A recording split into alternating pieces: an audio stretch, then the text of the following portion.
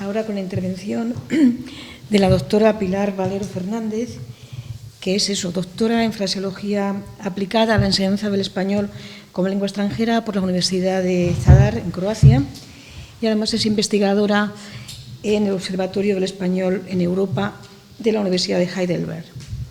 Ha sido docente en diferentes universidades españolas y también en alguna extranjera, como la de Tubinga, ¿verdad? ¿Es así? Su investigación se centra en las dimensiones sociales y cognitivas del lenguaje. Entre sus publicaciones destacan las centradas en la didáctica del español como lengua extranjera y como lengua de herencia, la demolingüística y, por supuesto, la pragmática experimental. Nos va a hablar de esas claves, qué factores son importantes para que sea posible, ¿no?, la transmisión familiar del español. ¿Es así? Pues muchas gracias y la escuchamos con todo gusto. Muchas gracias, Carmen, por la presentación. ¿Se escucha bien? Sí, no es una... Ah, vale, simplemente... Vale. ¿Mucho más? Así mejor, ¿no? Bueno, pues bienvenidos a esta siguiente comunicación de estas jornadas. Gracias también a la Fundación Duques de Soria por darnos esta oportunidad, sobre todo de difusión de nuestro trabajo que hacemos desde diferentes observatorios y en particular desde mi labor desde el Observatorio del Español en Europa. Yo me voy a centrar en concreto de un perfil que son los hablantes de herencia. Los hablantes de herencia del español en Europa se nutren o, digamos, se reflejan en dos dinámicas que hemos hablado a lo largo de la presentación de mi compañero Héctor. Y digo eso porque, por un lado, por supuesto, estos hablantes de herencia tienen un perfil migratorio, es decir, son hijos, hijas de descendientes, ¿no?, de españoles, colombianos, mexicanos, peruanos, etcétera, que deciden emigrar a un país europeo. En este caso me centraré fuera de España, y con ellos se llevan muchas cosas, y entre ellas la lengua. Pero ellos no viven aislados, ellos no viven en una casa sin contacto con el mundo. Estos niños, estas niñas, crecen y salen y tienen contacto con las aulas. Y ahí es donde el perfil migratorio se difumina o, de alguna manera, encaja en otro perfil, que es el perfil educativo. Entonces, a lo largo de estos minutos me gustaría que hablásemos o que yo contase o profundizase cuáles son las claves para conseguir que el español como lengua de Europa, fuera de España, alcanzase su mejor o, digamos, las condiciones más óptimas de difusión. La primera pregunta que ven ahí ustedes es, ¿pero quiénes son los hablantes de herencia? He hecho una breve introducción, ¿no?, de esas personas descendientes de hijos. Y en esta infografía creo que se va a ver mucho más claro cuáles son sus principales claves. No podemos decir cuáles son las condiciones que necesitan si no conocemos quiénes son realmente. Por un lado, tenemos estos niños, niñas, adolescentes, sobre todo estamos centrándonos cuando todavía están en una fase de adquisición y desarrollo de la lengua, que se caracterizan principalmente por una identidad bilingüe. Es una característica que ayer apuntaba el profesor Johannes en su plenaria, y es que precisamente viven entre dos mundos. Por un lado, tienen una lengua que está en casa, que se utiliza, vamos a ver que en diferentes medidas, en diferentes grados, pero que salen fuera de casa y se encuentran con el contacto y sobre todo el uso de otra lengua, la lengua dominante, es decir, lo situamos en un contexto, por ejemplo, donde yo ahora resido actualmente en Alemania. En casa hablamos español, pero fuera los niños y niñas tienen en el parque, en la escuela, en el supermercado ese contacto con la lengua dominante. Por tanto, es una lengua que se va a caracterizar sobre todo por una exposición temprana, es decir, no es una lengua que aprendes, que entras en contacto cuando ya eres adulto, sino que la ofrece la propia familia, con lo que eso significa, con los lazos que eso construye.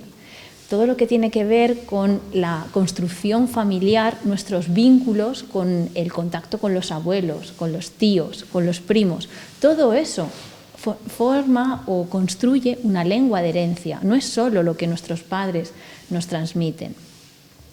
Eso es fundamental, porque fijaos que ahora va a determinar cuál es el perfil lingüístico de estos hablantes de herencia. Vamos a tener un perfil muy variado. Los hablantes de herencia es como también una caja con muchas sorpresas de cómo es su perfil, pero digamos que la mayoría o el perfil más dominante sería de aquellos que tienen una comprensión oral relativamente alta. ¿Por qué? Porque hay que imaginar el contexto, dónde se utiliza en la comida. Mientras que nuestros padres nos enseñan a leer, nos enseñan a pedir, nos enseñan a emitir o transmitir nuestras emociones, cómo nos sentimos, qué ha pasado en la escuela. De alguna manera es ese círculo familiar el que nutre y obviamente cómo nos comunicamos con esos familiares oralmente.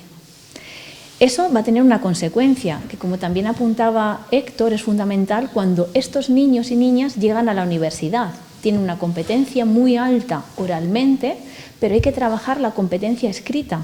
Estas personas, y hemos tenido, por ejemplo, en el caso de la Universidad de Heidelberg y de Tübingen, yo tuve muchos estudiantes que a nivel de oralidad no había ningún problema, pero no tenían una competencia escrita, tenían faltas de ortografía, claro, nunca se habían enfrentado a esa destreza. También hay que entender cómo construyen el discurso. Nosotros hablamos en casa, nos relacionamos con nuestros abuelos con frases mucho más cortas, sin esa construcción de marcadores discursivos, ¿no?, que nos permite argumentar y desarrollar nuestras ideas con una mayor profundidad.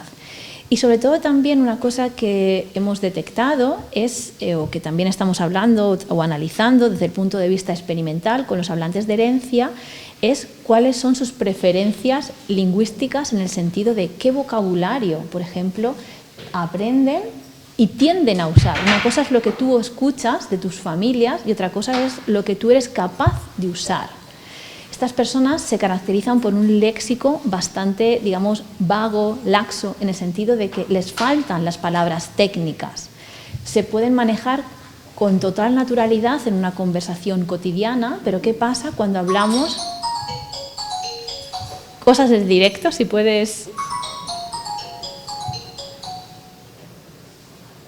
Sí, ha sido fácil.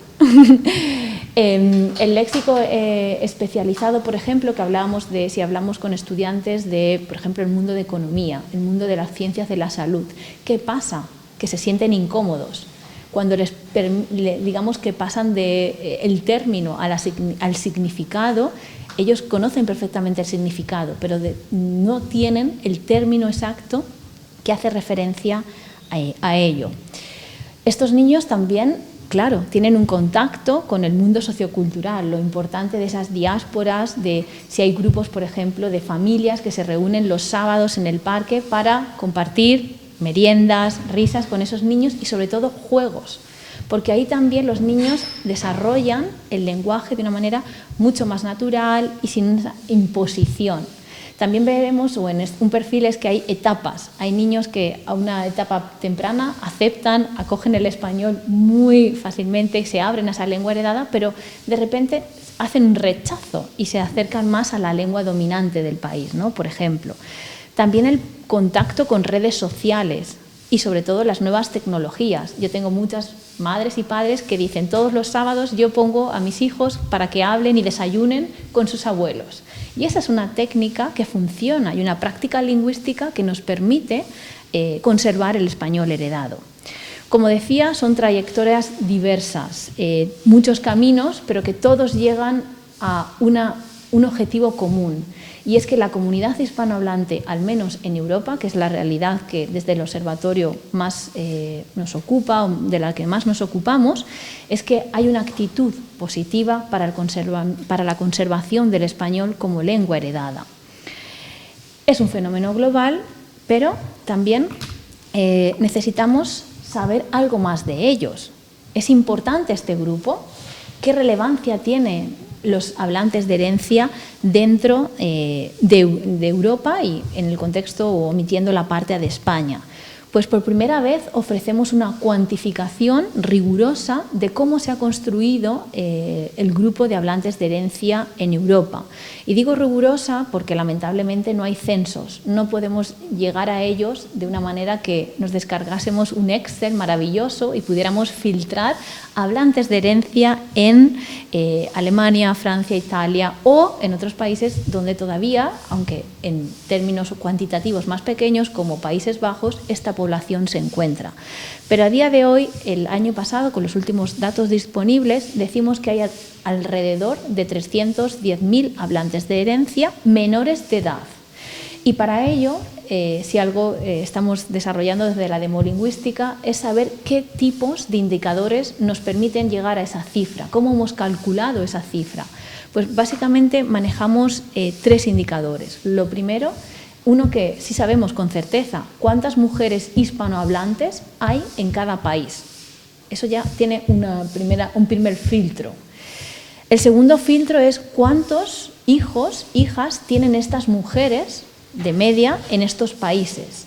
Y el último indicador sería cuál es la proporción de menores de edad que hay en cada uno de estos países. Si sumamos esos 3 indicadores, nos hacen llegar a una población de hablantes de herencia en Europa. Es que no estabais viendo esto. Perdón, ha sido entonces que no estábamos viendo la misma diapositiva. Ahí entonces ya ven los 3 indicadores de los que les comentaba, cómo hemos llegado a esos 310.000 hablantes de herencia. Mujeres hispanohablantes, número medio de hijos por mujer y la proporción de menores de edad que hay en cada país, aproximadamente, ¿no? Bien, la clave es, digamos, otra de las claves que nos permiten describir el mundo de los hablantes de herencia, que muchos parece que piensan que está oculto, pero que cada vez damos más luz sobre este grupo poblacional, es dónde están. Y claro, Héctor nos hablaba de la migración, ¿dónde están? Hay una gran concentración. Si los padres y madres están en un grupo, en un conjunto de países, ¿dónde van a estar los hijos? Hay un paralelismo, ¿no? Y la clave está en que el 88%, es decir, 9 de cada 10 hablantes de herencia, está en 7 países. Francia, Alemania, Italia, Suiza, Bélgica, Holanda y Reino Unido, perdón. Es decir, los 3 principales grupos, digamos, los centros más importantes de esta población. Esto tiene ventajas y tiene desventajas. ¿Por qué tiene ventajas? Porque obviamente esto va a construir una red, va a fortalecer la comunicación entre las familias. Pero ¿qué pasa si no naces o si tus hijos no nacen en esos países? Pues que las posibilidades de mantenimiento del español como lengua de herencia va a ser inferior, ¿no? No se percibe muy bien, pero lo que construimos en la publicación que va a salir, está a punto de dar la luz, y también tenemos aquí a uno de sus autores, a Héctor, es la distribución en diferentes niveles de concentración de hablantes de herencia. Y sobre todo nos llama la atención porque, por ejemplo, hay países en los que a lo mejor tenemos 300 hablantes de herencia o 200. Lo presentábamos también el lunes o el martes en la presentación del Instituto Cervantes. No podemos comparar la realidad de Estonia, Letonia y Lituania con la realidad de Italia, la realidad de Francia o la realidad de Alemania. Bien. Y ahora, una vez que ya sabemos quiénes son, cuántos son y dónde están, vamos a ver y hablar un poquito de cuáles son las claves de la conservación del español, ¿no? Y para ello me gustaría partir de 3 espacios. 3 espacios donde ocurre la transmisión intergeneracional. Hay espacios que son más conocidos, menos conocidos o parcialmente conocidos. Y ahora vamos a ver por qué digo eso. El primero es la familia. La familia es donde surge, donde, digamos, tenemos el tronco, el pilar de toda esta construcción de la transmisión intergeneracional. Es el primer espacio de socialización. Entre Los factores claves que tenemos en la familia va a ser la principal, las políticas lingüísticas. Es decir, los padres y madres deciden qué lengua se habla en casa y qué lengua hablan los hijos entre sí y qué lengua habla la pareja. No olvidemos que el perfil migratorio predominante de la comunidad hispanohablante es mixto. Eso quiere decir que están casados o conviven con una persona del local, o sea, no es otro hispanohablante. Y eso conlleva una negociación. ¿Qué lengua vamos a usar? ¿Con qué frecuencia la vamos a usar? Cuando compremos libros, cuando tengamos que ver vídeos, ¿en qué lengua se va a usar? Y puede ser que la otra persona tampoco sea originario del lugar y que tengamos una tercera, cuarta lengua familiar. También, sobre todo, el tiempo y la calidad. Estas familias trabajan, llegamos cansados a casa. ¿Cuánto tiempo vamos a dedicar a la conservación del español? Todo eso va afectando. Puede sumar o puede restar negativamente en la conservación. Otro espacio es la socialización. Yo participo activamente. Vemos que la comunidad hispanohablante, y yo como migrante ahora, veo una gran capacidad de asociacionismo en el sentido de ganas de mantener nuestros lazos. Queremos compartir nuestra lengua, nuestra cultura. Eso es fundamental, por ejemplo, en redes sociales. Existen grupos, por ejemplo, en Facebook, en Instagram, que promueven el contacto regular de estos grupos, ¿o no? Y el último es la escuela. De estos tres espacios, de los que sabíamos cosas parcialmente son la familia y la socialización. ¿Y por qué digo eso? Porque diferentes tesis doctorales, incluso dos dirigidas por Óscar Laureda, por ejemplo, se han dedicado a analizar factores de conservación del español en diferentes países. Por ejemplo, en Alemania, otras tesis doctorales han estudiado el español como lengua de herencia en Bélgica, en Italia. Estamos hablando de estudios, de país. Afortunadamente, después podremos comentar si surge el tiempo disponible, estamos realizando una encuesta a nivel europeo que nos permite saber con la misma, herramienta qué ocurre con el español de herencia en todos los países europeos. A día de hoy, y digo a día de hoy porque esta mañana temprano descargué las respuestas, estamos alcanzando casi 3.000, 2.800 respuestas hemos logrado. Eso va a dar respuesta a qué pasa en la familia, cuáles son las actitudes de la familia, cuáles son las circunstancias particulares de toda Europa con una misma herramienta, lo cual creo que es una buena noticia y que permitirá arrojar luz en el futuro sobre qué pasa en el español de Europa en relación a los hablantes de herencia. Esto todavía, que está creciendo, lo estamos cocinando, pero estará próximamente. Pero de algo de lo que sí que estamos seguros es del apoyo educativo. Y esa es otra realidad de la que me gustaría hablar hoy con vosotros para que pudierais entender mejor cuando decimos que el español de herencia tiene puntos claves en su transmisión desde el punto de vista de la educación, ¿no? Lo que sabemos, la publicación y la investigación que estamos realizando, mis compañeros Óscar Laureda, Charlotte Bladna, Ana Gómez Pavón y Héctor Álvarez Mella, es que partiendo de esa cuantificación, si recordáis bien, teníamos 310.000 hablantes de herencia. Pues a día de hoy solo un 25%, es decir, 82.000 personas, niños y niñas, hacen uso o podrían hacer uso de esa herencia. Eso significa que 3 de cada 4 están fuera, sin apoyo educativo. Veo vuestras caras. Esa es una noticia que hay que analizar en detalle. ¿Qué pasa con esas personas que no tienen apoyo educativo? Y sobre todo hay otro dato,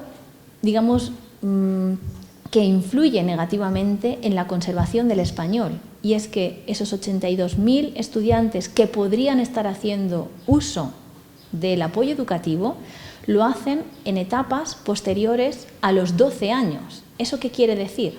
Que estamos ya en una etapa en la que hemos pasado la adquisición, en el desarrollo de esas competencias iniciales. Es decir, una vez que sale de la familia, ¿qué pasa entre los 6 y 12 años? Tenemos un hueco sin apoyo educativo. ¿Por qué? Porque el español como lengua extranjera, ya no hablo como su estudio como lengua de herencia, en los sistemas educativos sabemos por otros estudios que estamos realizando que el español no es la lengua más estudiada en primaria. En Europa, el 1% de los estudiantes entre 6 y 12 años estudia español, el 1%. El resto no estudia español. Con lo cual ahí tenemos un vacío muy grande de qué pasa con ese apoyo educativo entre los 6 y 12 años. La situación, como decía también Héctor, cambia en secundaria como ese gran motor de la educación en los años siguientes. También en este mapa sería interesante analizar dónde está, porque claro, sabemos que 82.000 hablantes de herencia, es decir, solo un cuarto hace uso de ese apoyo educativo, pero claro, ¿dónde está ese apoyo educativo y qué tipo de apoyo educativo es? Porque hay diferentes. No es lo mismo tener una escuela europea que tener una clase extracurricular de 1 hora a la semana. No es lo mismo una clase con otros estudiantes de español como lengua extranjera que una clase solo para hablantes de herencia. Las necesidades son totalmente diferentes. Y este mapa muestra 3 claves importantes. La primera de ellas, si veis, la concentración. Hay países que tienen mucho, hay países que no tienen prácticamente nada. Fijaos, por ejemplo, en el caso de Francia. Vemos que hay como muchos círculos concéntricos. Eso significa que tienen muchos programas bilingües. En Francia, por ejemplo, tienen un programa Bachivac que fomenta sobre todo en etapa de bachillerato el mantenimiento del español, pero no son programas para hablantes de herencia, es español como lengua extranjera. Hay países, que también lo comentaba ayer el profesor Johannes en su charla, que por ejemplo Suiza tienen una red importante de lo que se conoce como aulas ALCE. En ese sentido, Suiza tiene un gran apoyo institucional para un grupo de población muy alto, pero estamos hablando de cursos extracurriculares, no es lo mismo. O, por ejemplo, el caso de Alemania, que también respondería a este modelo. Pero fijaos qué pasa con Italia. Si recordáis, Italia era uno de los países donde más concentración había hablantes de herencia. Y, fijaos, lo tenemos muy vacío. A falta de españoles, porque como comentabas ayer, no es la población española la que prevalece en Italia, sino otros grupos de Hispanoamérica, ¿no? Entonces, concentración geográfica, la segunda ya la hemos comentado, la diversidad tipológica y sobre todo la cobertura desigual de estos recursos. Y con esto acabo. ¿Por qué acabo? Porque aparte de esta circunstancia, vamos a ver que la característica fundamental es que la mayoría de los hablantes de herencia no recibe formación específica para sus necesidades. Asisten a clases de español como lengua extranjera. No es un niño que ha crecido con el español en casa, no necesita aprender el abecedario, no necesita aprender los colores, necesita profundizar en otras destrezas, en otros conocimientos, en un vocabulario específico. Otra de las claves, y eso es lo que a lo que me refería con el desajuste que ven en la diapositiva como desajuste pedagógico. Hay apoyo, pero no para ellos. Otra de las claves sería el de la dependencia institucional. El 78%, es decir, 8 de cada 10 propuestas proceden de los países hispanohablantes y solo el 20% proceden de Italia, Alemania, Bélgica, Suecia, etc. Es decir, los países hispanohablantes aportan, pero realmente el gran aportador de todo esto es España. Y eso crea un problema, porque, por ejemplo, en el caso concreto de las aulas ALCE, hay una barrera de acceso, no están disponibles para el resto de hijos o hablantes de herencia de otros grupos poblacionales, es decir, argentinos, mexicanos, hijos de colombianos, quedan fuera de esta oferta. En el caso del programa ALCE, en otros programas hay otro tipo de disponibilidad. Entonces, con estas características o con esta realidad, vemos que Europa tiene países donde la conservación sería más favorable que otros. Como principales países más favorables, en primer lugar, aunque no se trate de ranking, sería Francia. Estaríamos también Alemania, por ejemplo, pero hay países que, como por ejemplo Austria, Italia, también con grupos poblacionales muy grandes que estarían, o Suiza, porque no tienen a lo mejor otro tipo de apoyo por otra realidad multilingüe, que quedarían relegados a un contexto menos favorable para la conservación del español, teniendo en cuenta estos factores. Y esto ha sido por mi parte la presentación.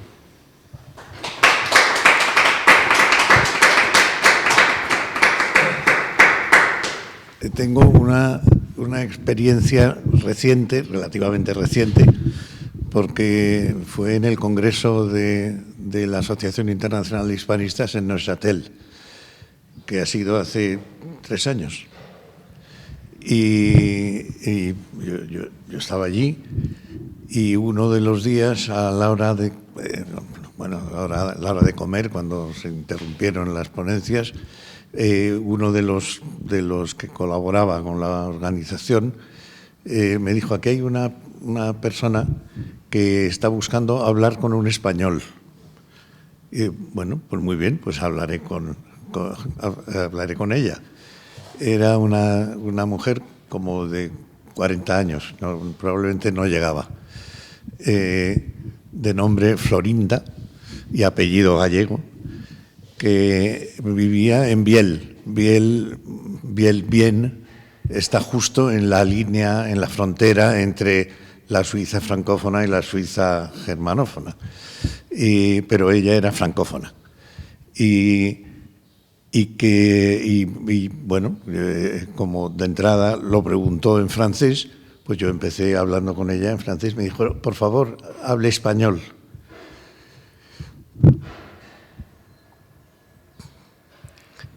Y esta mujer quería oír hablar español. Y quería oír hablar español a un español. Y me contó que sus abuelos son gallegos, de una aldea de Galicia. Su abuelo había muerto y ella alguna vez iba a pasar unos días con su abuela en su aldea, pero apenas la entendía, porque la abuela casi no habla español, sino que habla gallego cerrado. Y esta mezclaba lo que sabía de español con gallego. Y le faltaba vocabulario continuamente. Y comentó que el Ayuntamiento de Biel había un curso nocturno de español. Y ella se había apuntado al curso de español y lo había dejado porque la producía mucha frustración darse cuenta de lo mal que hablaba ella español. Y que había ido una semana y lo había dejado. O sea que no es simplemente que no haya oportunidades, es que te tiene que apetecer aprender un idioma, porque ella se consideraba medio española, pero no tenía pasaporte español, tenía pasaporte suizo. Su padre ya nació en Suiza y se casó con una suiza, pero en su casa hablaban español, medio gallego, pero era el español de las comidas, el lenguaje de las comidas. Y entonces le faltaba vocabulario continuamente y tenía que meter el francés continuamente para completar una frase. Y la pregunté si tenía hijos, me dijo que no, pero que tenía una pareja que era suizo. ¿Y es suizo originario? No, era originario de Croacia. ¿Y en qué habláis en casa? Pues hablamos en francés. Pero a mi pareja le gusta mucho hablar español y está aprendiendo español. Y que es curioso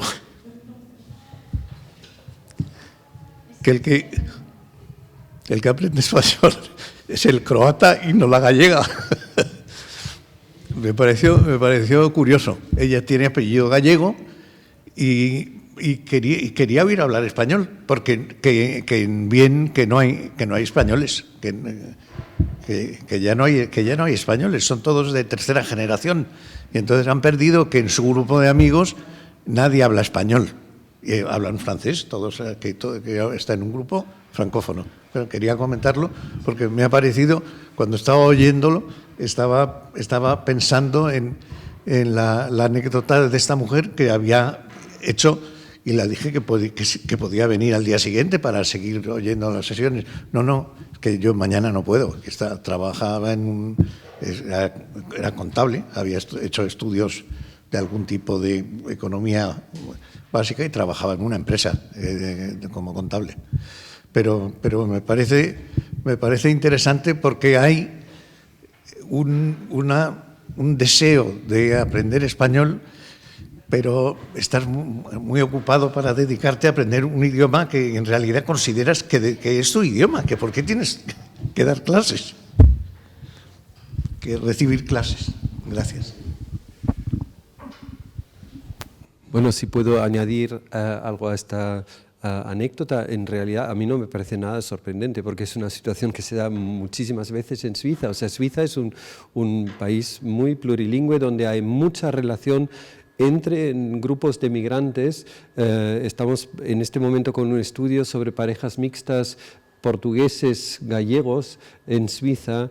Hay unas redes, sobre todo románicas frente a balcánicas, pero también existe ese tipo de mezcla, digamos, de parejas entre croatas y españoles y todo tipo de mezcla, lo cual nos enseña que creo que deberíamos insistir en que la perspectiva de hablante de herencia no debería ser una perspectiva monolítica, vista desde una lengua y digamos, estamos viendo el español. ¿Y qué pasa con el español? En realidad estamos ante un panorama plurifacético. Por ejemplo, precisamente sobre Bill acaba de hacerse una película preciosa que se llama Mes amis español, de un director de origen italiano, pero de Bill, que hace una película sobre sus amigos de la juventud, de su equipo de fútbol, que todos se han vuelto a Galicia con sus padres. Los padres los llevaron a Galicia, pero ellos se sienten suizos y hablan francés. Ahora están en aldeas en la Costa del Norte y hablan francés. Algunos hablan gallego y hablaban gallego ya en Bill, en casa. O sea, hay un dinamismo increíble entre francés, gallego, español, en parte alemán, porque algunos se han ido a la zona alemana, y esa coexistencia de diferentes lenguas en realidad no es una cosa como el continuo de saber más o menos español, sino que casi como son varias dimensiones, ¿no? El continuo de saber más o menos o de utilizar esta otra lengua. Por ejemplo, ahora en Suiza la gente joven emplea cada vez más el inglés en su tiempo libre. En el recreo, por ejemplo, se oye mucho inglés y eso también es parte de esa realidad lingüística y obviamente no pueden mantener todas las lenguas a la vez, pero en el centro gallego de Zúrich, por ejemplo, hay grupos de gaiteros que se criaron, de chavales que se criaron en Zúrich y que hablan alemán suizo durante el día, hablan español porque van a las escuelas de Alce y después en casa hablan gallego y no tienen ningún problema y en el patio del colegio hablan inglés. Y eso es realidad de todos los días y a veces con comunicación asimétrica, que es algo muy común en Suiza, que por eso también quería, perdón, estoy hablando demasiado, pero creo que otro aspecto interesante es también el de la cultura lingüística de cada país y el de esa cultura implica, por ejemplo, en Suiza germanófona, la comunicación asimétrica es algo totalmente normal. O sea, yo hablo mi dialecto, tú hablas el tuyo. Eso en Alemania es muy raro, en España también, en Francia también, pero en la Suiza germanófona es totalmente normal. En la Suiza francófona no. Entonces hay como culturas y una cultura también es la de transmitir la lengua o no. No sé en cuántas guarderías en Alemania, bueno, cuántas tampoco ha sido tantas, pero en las guarderías yo recuerdo que nos decían, ay pobre, sobre mis hijos, ay pobre de tu hijo que ha tenido que sufrir tanto cambio y tanto idioma y eso que seguro que la ha confundido mucho. O sea, lo de considerar el hecho de tener hijos bilingües que hablan español y alemán como algo como desgraciado o algo, y ahora hoy en día ya eso ha pasado, casi todo el mundo lo ve como una riqueza, o sea, ha cambiado mucho el discurso, pero siguen presentes los dos, entonces eso también importa mucho y eso también hay que tematizarlo. Perdón, que no ha sido precisamente una pregunta, pero bueno, seguro que puedes comentar sobre estos temas. Yo quería hacerte una pregunta más directa, si puedes contestarme. Me gustaría saber, entre este gran conjunto de datos tan interesantes y tan reveladores, si habéis trabajado algo en lo que se refiere a actitudes hacia la lengua, es decir, los hablantes de español, ¿qué piensan de su lengua estando en otro territorio? Es decir, ¿la sienten como algo prestigioso o tienen algún complejo a la hora de utilizarla? Porque eso también influye notablemente en su permanencia, ¿no? Bueno, muchas gracias, ¿no?, por vuestros comentarios, y ahora ya creo que cierro con esta pregunta, ¿no, Carmen? Y sí, o sea, realmente desde el observatorio o desde, digamos, han dirigido varias tesis doctorales donde también se han hecho estudios, sobre todo desde la actitud hacia la lengua en Alemania, pero como faltaba precisamente, o sea, tu pregunta te la voy a responder en un par de meses con la encuesta, porque realmente es lo que se pregunta. Uno de los bloques se dedica precisamente a cuáles son las actitudes.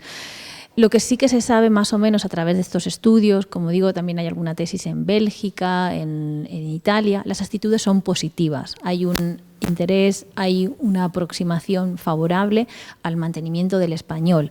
Pero claro, son estudios que a nivel europeo no los podemos comparar porque son preguntas más o menos próximas, pero que los estudios comparables, si no tenemos una misma herramienta, resulta difícil, ¿no?, comparar entre países. Pero a nivel local sí que se ha comprobado en estos países que es favorable la conservación. Se quiere, se tiene intención y se promueve ese contacto con la comunidad hispanohablante. Por ejemplo, en el caso de esta encuesta de la que estoy hablando, nosotros lo dirigimos sobre todo a los padres. No preguntamos directamente a los hablantes de herencia, porque claro, una cosa es lo que tú quieres que tus hijos hagan y otra cosa es lo que los hijos luego desean o cómo valoran, por ejemplo, ¿no? Si consideran que les va a servir para un futuro, por ejemplo, que el español les va a aportar un mejor trabajo. Siempre, al final, la lengua es una comunicación, pero también tiene una vía de instrumentalización, ¿no?, de para qué va a servir esta lengua. Y precisamente este tipo de preguntas las hemos recogido, ¿no? ¿Consideras que es una lengua prestigiosa? ¿Crees que va a aportar algo en el futuro laboral de tus hijos? Y sí, las respuestas confirman que efectivamente las actitudes hacia la conservación del español son favorables. Sería también muy interesante compararlo con otras lenguas de herencia. ¿Qué pasa si lo comparamos con, por ejemplo, el turco, el árabe u otras lenguas que, por ejemplo, en el contexto alemán vemos que tienen un gran peso, ¿no? Pero sí, ese sería. Gracias.